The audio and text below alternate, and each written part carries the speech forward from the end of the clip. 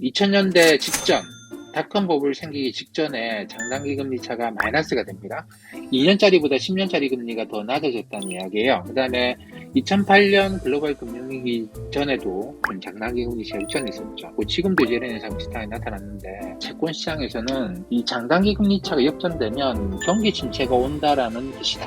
이 채권 시장이 경기 침체를 예고한 것이다. 이렇게 이야기를 하는데, 저는 다르게 해석합니다. 다르게 어떻게 생각하냐면,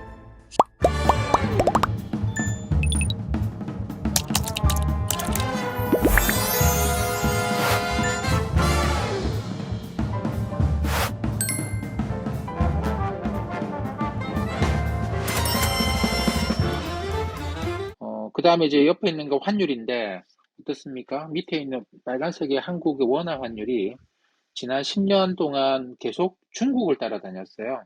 글로벌 달러를 따라다니는 게 아니고, 그래서 글로벌 투자자들이 한국에 대해서 이미 생각이 좀 많이 다릅니다. 그, 그렇게 대놓고 그렇게 이야기하는 투자자들이 꽤 많아요. 한국을 위안화 블록이다. 독립적인 국가로 보지 않는다. 중국의 경제권 안에 들어가 있다. 환율 봐라. 중국 위안화하고 같이 움직이지. 이게 어떻게 미국 달러 또는 뭐 유로화나 엔화와 같은 글로벌 달러의 움직임하고 같이 움직이냐. 그래서 한국을 독립적인 경제적으로는 독립적인 국가로 보기 어렵다. 중국 위안화의 블록 안에 들어가 있다고 봐야 되지 않겠는가. 뭐 인도네시아나 이런 나라들도 다 이제 동남아시아권도 위안화 블록 이렇게 보고 한국도 위안화 블록 이렇게 보는 경향이 강한데, 최근에 이제 미국하고 중국하고 관계가 끊어지면서 미국 시장과 연동이 좀 강했습니다. 왜냐하면 지난 한 2, 3년 동안의 중국을 보면 그 이전에는 중국이 상당히 좀 시장주의적인 접근을 했어요. 자본주의 접근을 하고 했는데, 지금은 중국이 자본주의 시스템, 시장 메커니즘을 부정하고 그러니까 위로부터 이제 사회주의적인 정책을 많이 씁니다. 지금처럼 인플레이션 문제가 생겼을 때도 마찬가지인데, 자본주의 시스템은 인플레이션을 잡기 위해서 시장에서 금리를 올리는 것이죠. 그렇게 해서 이게 금리라고 하는 게 가격 아닙니까? 돈의 가격인데, 돈의 가격을 높여서 사람들이 잘 못 빌리게 하고, 그래서 이제 물가를 안정시키겠다라고 하는 시장 가격이 자원을 다시 배분하도록 만드는 게 미국이나 한국 같은 자본주의 시스템인데, 지금 중국은 오히려 금리를 낮춰줘요. 인플레이션 때문에 얼마나 힘들겠냐, 기업들이. 근데 우리가 고용을 창출해야 되는데, 기업들한테, 야, 너희들이 돈이 없어서 고용을 창출하기 좀 어렵겠다. 뭐, 이자 부담이 너무 하네. 그래서 금리 좀 낮춰줄게. 이러면서 오히려 금리 낮춰줍니다. 그러면 금리 낮으면 사람들이 돈 마구 빌려가지고, 그러면 인플레이션 더 심해지지 않겠는가? 아니죠. 돈 안 빌려줘요.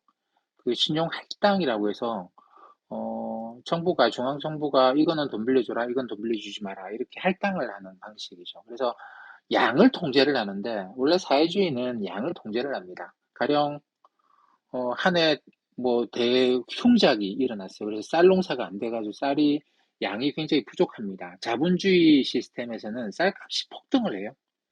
그래서 쌀값이 비싸서 사람들이 쌀을 덜 사먹게 되는, 그래서 가격이 올라가면서 자원 배분이 다시 일어나는 게 자본주의 시스템인데, 사회주의는 어떻게 하겠습니까?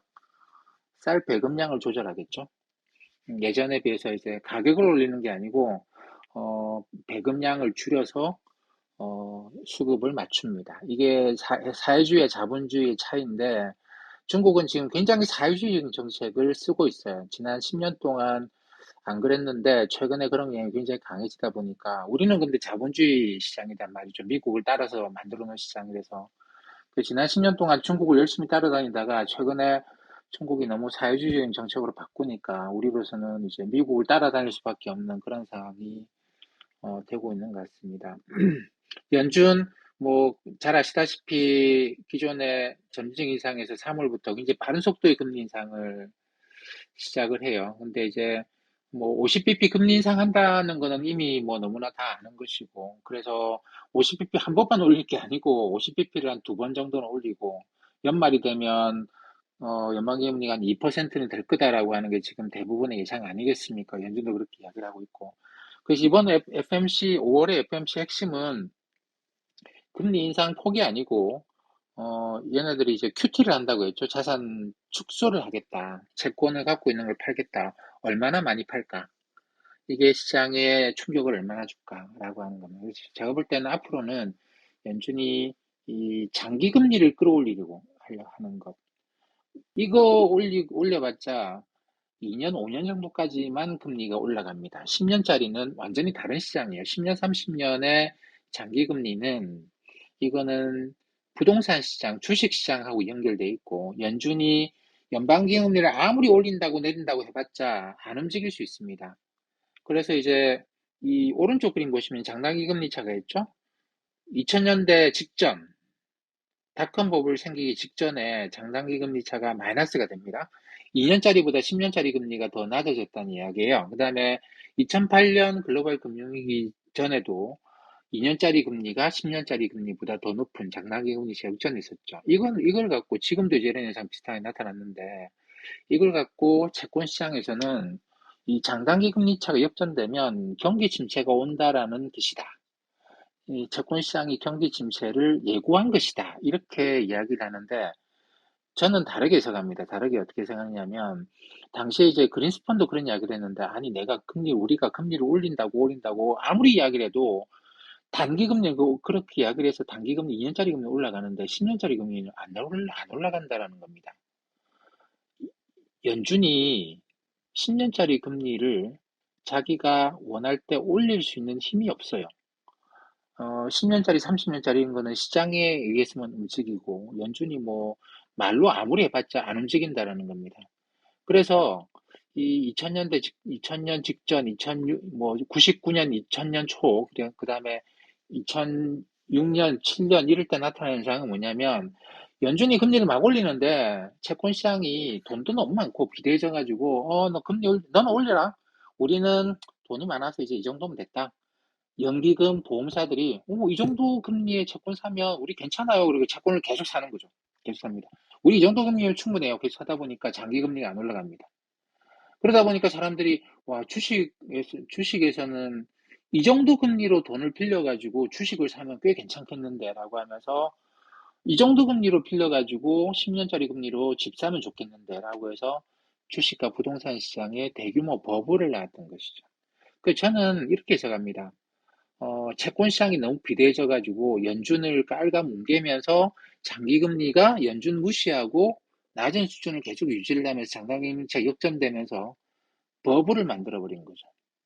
그러면서 이게 2, 3년 후에 버블이 붕괴가 되면서 경기 침체가 온 거예요.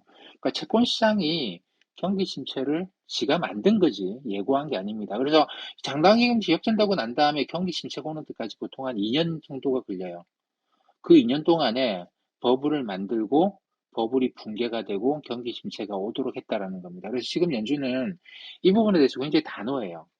너희들이 채권 시장이 더 이상 돈의 힘으로 장기금리 올라가는 걸 막아서 주식시장, 부동산 시장에 버블 만드는 거를 이제는 용납하지 않겠다. 그래서 우리가 갖고 있는 채권을 예전에는 연준이 갖고 있는 채권이 없어서 장기금리를 올릴 수 있는 방법이 없었는데 지금은 한 8조 달러 갖고 있거든요. 미국 국채 다 합쳐봤자 21조 달러 정도인데, 뭐, 어쨌든 모기지 채권까지 합쳐가지고 8조 달러 갖고 있는데, 그래, 좋다. 채권 시장아, 우리가 갖고 있는 채권 팔아서 한번 장기금리 올려볼게. 장단기금리 차가 역전되고 경기 침체 온다라고, 한번 이야기해봐라. 너희들이 그런 이야기 못하게 내가 장기금리 올려줄게. 그런 식으로 나오고 있는 게 지금 상황이라서 이번에 5월 달부터 한다고 했는데 채권 시장을 얼마나 장기금리 지금 이제 단기금리는 2년짜리 금리는 올라갈 만큼 저는 웬만큼은 올라갔다고 봐요. 근데 이 QT를 하면서 장기금리를 얼마나 끌어올릴 것인가 이게 이제 우리가 생각해야 될 가장 중요한 문제라고 봅니다. 그 다음 마지막 페이지가 이제 그런 이야기인데 연준이 장기금리에 대해서 갖고 있는 생각은 패드 모델이라고 하는 거예요. 이 패드 모델은 뭐냐면, 가령 미국의 10년짜리 국채금리가 지금 3% 아닙니까? 3%. 주식은 보통 P라는 이야기를 많이 씁니다. PE. 그래서 분모에다가 벌어들인 이익을 넣고 분자에다가는 이제 주가를 넣죠. 시가총액을 넣습니다. 근데 이걸 P를 분모 분자를 바꿔놓으면 분모에다가 P를 넣고 분자에다가 E를 넣으면 이거 금리하고 비슷한 개념이 돼요. 우리가 채권에서 금리 그거 아닙니까? 내가 채권을 100만 원이 샀는데 1년에 3만 원 이자를 준다더라. 그러면 분모에 100, 분자에 3 넣으면 3% 금리잖아요. 주식도 마찬가지 생각할 수 있거든요. 내가 이 주식을 100만 원어치 샀는데 이 회사가 1년에 3만 원씩 순이익을 내더라. 그걸 우리는 P라는 개념은 분모에다 3 넣고 분자에다가 100 넣어서 P 33배라고 이야기를 하는데 채권하고 똑같이 비교를 하려 그러면 분자에다가 나 100만 원 주식 샀다. 분모에다가 100만 원 주식 샀다. 그 다음에 분자에다가는 이 기업이 1년에 3만 원 벌더라. 이렇게 보면은 이것도 3%야. 이걸 이제 equity yield라고 하면 주식 수익률이라고 이야기를 하는데 물론 이거는 금리는 이자는 내가 다 받는 현금이고 이쪽에서 이익은 그건 아니긴 하지만 어쨌든 이렇게 비교를 합니다. 이렇게 비교를 해서 보면 주식하고 채권 사이에 균형이 만들어지고 금리가 너무 낮아서 주식이 버블이 생기는 그런 현상을 막으려 그러면 주식의 수익률과 장기 금리를 최소한 비슷하게는 만들어 놔야 된다는 것이죠. 근데 이 마지막 페이지 오른쪽 그림 보시면 지난 10년 동안 가령 주식의 수익률은 5%인데 장기 금리는 2%한 거죠. 그럼 어떻게 되겠습니까? 장기 투자 기관들은 2%짜리로 돈을 빌려가지고 장기로 빌려가지고 장기로 5%짜리 프로젝트에 투자를 하는 겁니다. 금융 쪽에 관련된 일을 하시는 분들은 그동안 많이 봤을 거예요.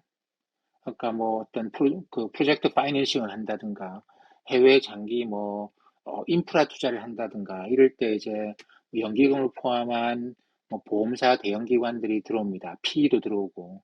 근데 이게 자기 돈으로 들어온다기보다는 빌려서 들어오는 경우가 많죠. 특히 PE 같은 경우에는 돈 빌려 들어오는 경우 많습니다. 벤처도 그런 경우 많고. 근데 그 돈 빌릴 때 어떤 생각을 하겠습니까? 국채 10년짜리 금리가 2%인데 이거 빌려가지고 우리가 지금 이 주식 들어가면 주식의 수익률은 한 5, 6% 나오는 것 같아. 이런 식으로 해서 해왔거든요. 근데 최근에 이제 장기 금리가 올라가면서 이런 식의 투자가 지금 거의 올스톱 되고 있는 상황입니다. 왜냐하면 빌리는 돈의 금리가 3, 4%씩, 5%씩 막 올라가다 보니까 이거 5% 빌려가지고 지금 5% 주식에 프로젝트에 투자한다고 여기는 심지어 위험까지 있는데 내가 이 5%돈 빌리면 이 돈은 내가 망하기 전에 다 줘야 되고 내가 투자한 거는 못 받을 수도 있는데 이런 생각을 하다 보니까 급격하게 투자가 위축되는 그래서 부동산 시장이나 주식 시장에서 버블이 생기기가 불가능한 그런 구조가 되고 있는데 아까도 말씀드린 것처럼 미국은 PE 기준으로 CAP이긴 하지만 22배에서 35배 정도를 생각을 합니다. 그게 안정적인 선이에요. 22배에서 35배.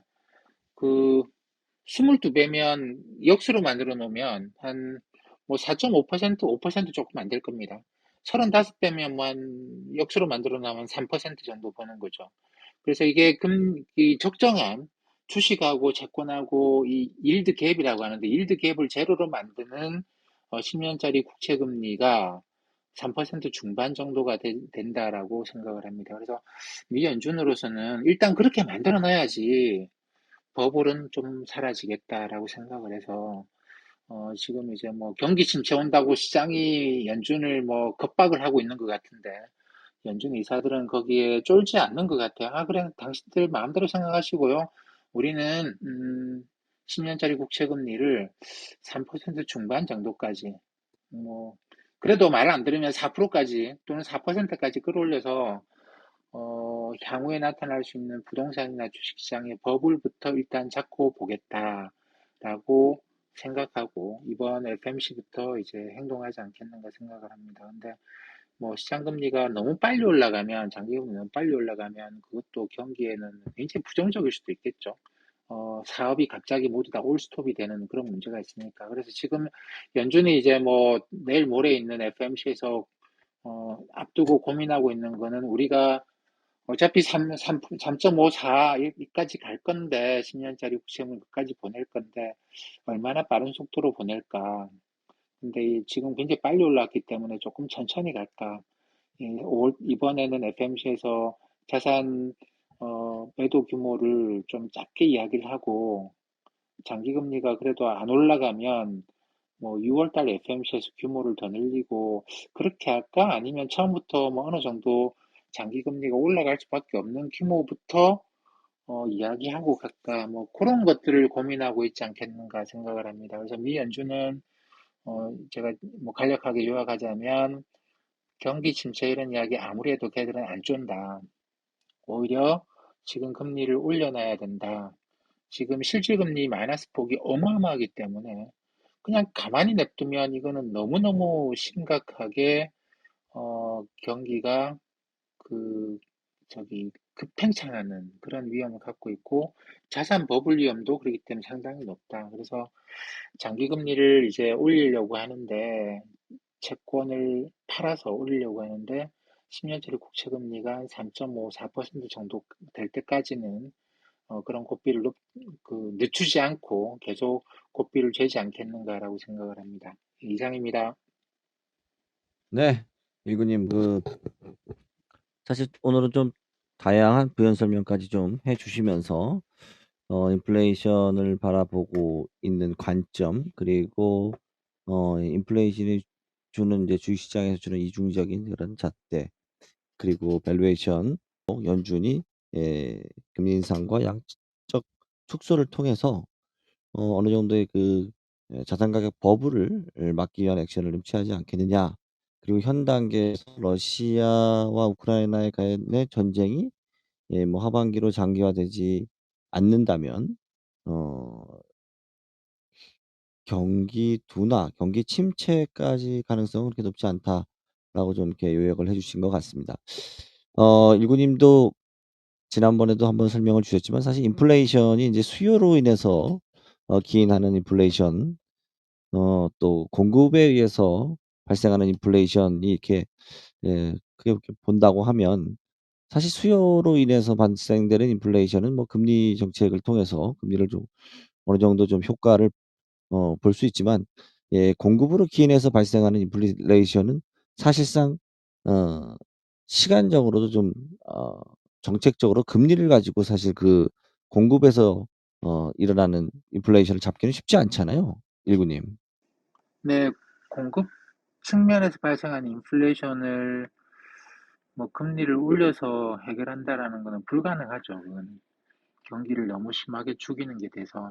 그리고 사실은 이제 우리가 사실은 설비 투자라든가 뭐 재고라든가 뭐 다양한 그리고 운송이라든가 여러 가지 지금은 공급망이 우리가 글로벌 뭐 밸류 체인이라고 하는데, 그런 여러 가지가 지금 뭐 에너지도 그렇고 또 뭐 농산물도 그렇고 다른 원자재들도 그렇고 이런 것들이 어떻게 보면 과거에 뭐 설비를 좀 축소해 놨던 것들, 또 전쟁이라는 특수한 효과들, 그로 인해서 상승한 뭐 유가라든가 이런 부분들, 또 비료 가격들이 상승하고 모든 것들이 상승하면서 전반적으로 산업의 어떤 로지스틱스까지 같이 좀 연결돼서 이 공급의 문제가 발생하고 있는 거기 때문에, 이게 뭐 연준의 금리를 조정한다고 해서 인플레이션 자체가 단기간에 잡힌다라기보다는 이 공급망 문제도 사실은 좀 풀어져야 인플레이션이 해결될 수 있기 때문에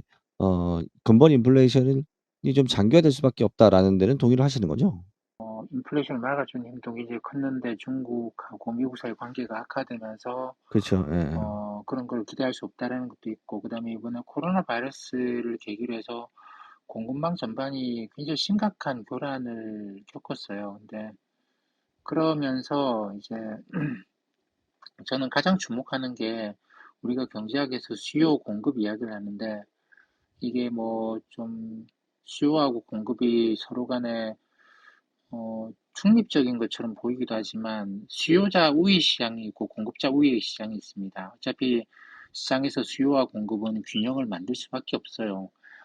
사람들이 사가는 것만큼 팔리는 것이죠. 파는 만큼 네. 사가는 것이고 결국은 균형인데 근데 수요자가 애걸복걸해서 사갈 수도 있고 공급자가 애걸복걸해서 팔 수도 있고 뭐 할인 행사를 하든 뭘 하든 공급 그래서 이제 수요자 우위 시장이 있고 공급자 우위 시장이 있습니다. 근데 그동안은 지난 2000년대 이후로 90년대 이후로 글로벌 공급망이 확대가 되고 글로벌라이제이션 이런 거, 그다음 중국의 자본주의 편입 이런 것 때문에 공급자가 좀 급했어요. 수요자가 느긋했고 뭐 물건은 넘치고 넘치니까. 근데 그 어쨌든 글로벌 공급망 전체가 교란이 일어나면서 중국뿐만 아니라 모든 영역에서 공급자들이 음, 내가 왜 굳이 그런 것이죠. 자원도 마찬가지인데 내가 왜 굳이 지금 팔아야 될까? 앞으로 가격 올라갈 것 같은데 좀 천천히 팔아도 되는데 라고 해서 얘네들이 가격이 그렇게 올라가도 공급량을 별로 늘리질 않아요. 그리고 이제 러시아 눈치도 보는 거죠. 러시아가 사우디나 이런 애들도 뭐 유럽이 요청해서 러시아 원유 안 사고 사우디가 증산을 해주면 유럽이 사우디 원유 사가지고 러시아로부터 에너지 공급 빨리 하는데 사우디도 러시아 눈치를 많이 보는 거죠. 미국 눈치 이제 잘 안 봐요. 러시아 눈치를 봅니다. 그러다 보니까 아니 러시아가 싫어할 것 같은데 그래서 유럽한테 유럽아 미안한데 우리도 지금 공급을 늘릴 입장이 아니다 이렇게 나오는 것이고 그러니까 이게 전체적으로 모든 부분에서 공급자들이 지금 상당히 좀 배짱을 부리는, 근데 이거는 지난 30년 만에 처음 오는 현상이에요. 그래서 이제 인플레이션이라는 것에 가장 이걸 일시적이지는 않을 거다 보는 게, 힘의 역전이다. 수요자가 급해졌고, 공급자들은 상당히 느긋하게, 그래서 공급자 우위 시장이 되면서 굉장히 오랫동안 이 인플레이션이 계속되겠구나 생각을 합니다. 그래서 제가 인제 지금의 상황이 이제 "뉴 노멀이다."라는 얘기를 제가 가끔 하는데요.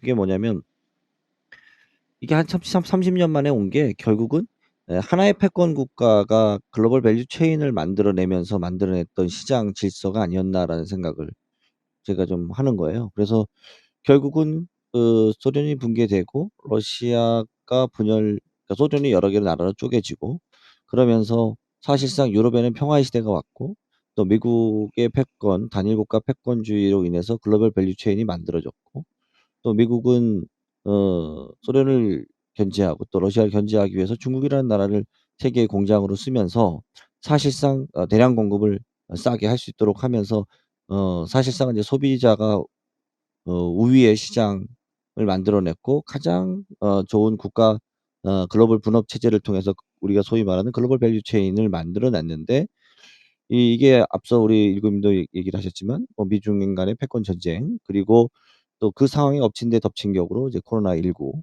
그러면서 글로벌 밸류 체인이 좀 엉클어진 상황에서 사실 우크라이나와 러시아 간의 전쟁이 터지면서 그것이 지금 2 중 3 중으로 가중이 된 거고 과거와 같이 유럽이 평화 시대로 돌아가기는 30년 전으로 돌아가기는 어려운 상황이기 때문에 유럽도 어쩔 수 없이 이제는 군비 경쟁 그리고 그동안은 국방 예산을 줄여서 감축한 것으로 경제 재건하고 사실상 러시아로부터 안정적으로 에너지 공급받고 그리고 그로 인해서 경제도 부흥하면서 사실상 어떻게 보면 하나의 유럽을 만들고 복지도 증대하고 했지만 이제는 인제 그렇게 되기 어려워진 거가 아닌가. 그리고 이게 사실 뭐 우크라이나와 러시아 간의 전쟁이 끝난다고 해서 이 공급망의 문제가 해결된다라고는 볼 수 없고 미중 간의 패권 전쟁 하에서는 지금처럼 피크는 아니더라도 고물가 의 시대는 여전히 좀 장기화될 수밖에 없지 않느냐. 그것이 우리가 생각한 것 이상으로 장기화될 수밖에 없다라는 관점을 좀 갖고 있고 이게 수요적인 측면하고도 같이 좀 예 겹친 거잖아요 이번에는. 그래서 이게 단순히 이제 '금리만을 가지고 인플레이션이 해결되기는 어려울 거다.'라는 생각을 하고 있고. 근데 요즘에 재밌는 게 하나 있습니다. 중국이 봉쇄를 하잖아요, 일군이. 네네. 요즘에 이제 저는 그래서 제가 중국에도 좀 꽤 오래 있었기 때문에 '중국이 저렇게 봉쇄를 왜 할까?' 이렇게 고민을 하다가 이런 생각이 좀 들었어요. 근데 아까 일군님이 좀 비슷한 얘기를 해서 어 저랑 비슷하게 좀 관점을 갖고 계시구나라고 했는데 제가 하나 더 거기에 추가하면 중국이 지금 일부러 봉쇄를 하는 것 같다는 생각을 제가 하고 있는 거예요. 굳이 저렇게까지 도시 전체를 봉쇄할 이유가 있을까? 근데 지금과 같은 이런 고물가, 고유가 시대, 그리고 이 인플레이션 시대에 중국이 굳이 이 빌미를 통해서 어떻게 보면 이런 소비를 좀 줄이면서 둔화시켜서 해외로부터 수입해야 되는 것들을 줄여나가는 방법도 결국은 사실은 약간 멈추는 거거든요.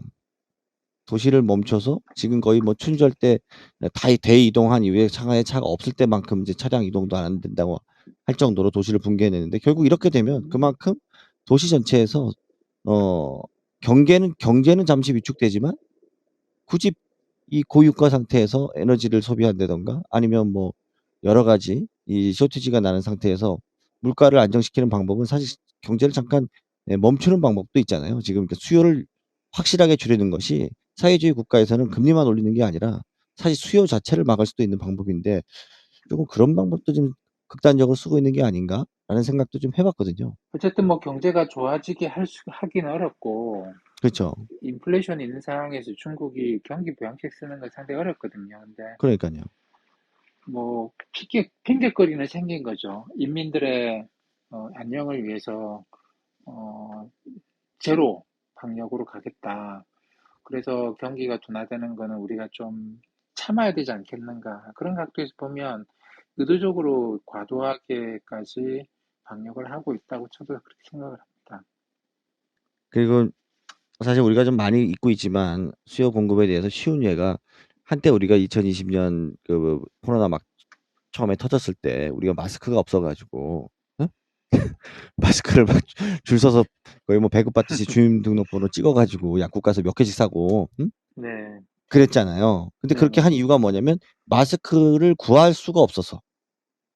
음, 마스크 가격이 폭등을 했었지 않습니까? 네네, 근데 우리가 결국은 그래서 정부가 개입을 해서 뭐 우후죽순격으로 마스크 생산 공장을 허가시켜 주고 생산 공장이 엄청나게 생겼잖아요. 이게 결국은 그로 인해서 한 2년 지나서 지금 마스크 공급은 엄청나게 많아졌는데, 이제 마스크 아직까지는 마스크를 뭐 7 회부터 쓰지 마라 하지만 확 수요가 줄지는 않겠지만 점차적으로 마스크 수요가 이제 줄어들게 되면 아까 말씀 주신 것처럼 이게 뭐 엄청난 기술적 초격차를 갖고 있는 산업도 아니고, 결국은 마스크를 뭐 모든 전 국민이 지금처럼 매일 하나씩 끼는 시대가 아니라고 하면 이 과잉 생산 체제가 된 거죠. 공급이 엄청나게 늘어난 거죠. 수요는 지금부터 좀 줄겠죠. 자, 이렇게 되면 결국은 버틸 수 있는 기업만 버티고 또 이 가격은 확 떨어지고, 이 마스크 공장 중에 몇 개 약한 자본력을 갖고 있거나 그런 것들은 좀 도산하겠죠. 사실 경제라는 게 결국은 이렇게 좀 살아있는 어 유기체처럼 이번에 금리 인상하고 미국에서 이렇게 장기적으로 간다고 했을 때는 아까 인플레이션의 이중성을 말씀 주셨지만 결국은 주식시장은 상당히 이 양극화를 해 갈 가능성이 크지 않습니까? 결국은 인플레이션 상황 하에서도 시장에서 도태되지 않고 꾸준히 예 살아남아서 승자독식을 할 수 있는 기업들, 또는 이 인플레이션으로 인해서 원가가 상승되는 것들을 고스란히 가격으로 전가해서 자신들의 이윤을 더 크게 할 수 있는 섹터나 기업들의 밸류에이션은 올라갈 수밖에 없잖아요. 그래서 사실 인제 지금은 그런 측면에서 조금 고통이 좀 있는 시기가 있다 할지라도 이 앞서 말씀 주신 대로 주가가 오를 수밖에 없는, 즉 원가 상승을 가격으로 전환시킬 수 있는 그런 업종이나 기업들, 그리고 어 이 시기를 통해서 오히려 도태되는 기업들이 많아짐으로 해서 산업의 승자 독식 구조를 훨씬 더 공고히 할 수 있는 기업들로 조금은 더 포트폴리오를 압축할 필요가 있지 않겠냐라는 생각을 좀 해 봅니다. 오늘은 좀 일국 님하고 오랜만에 저희가 또 대화를 나누기 때문에 투자 이야기를 쪼끔 더 길게 해 봤고요. 오늘 함께 해 주셔서 감사합니다, 일국 님. 네, 감사합니다.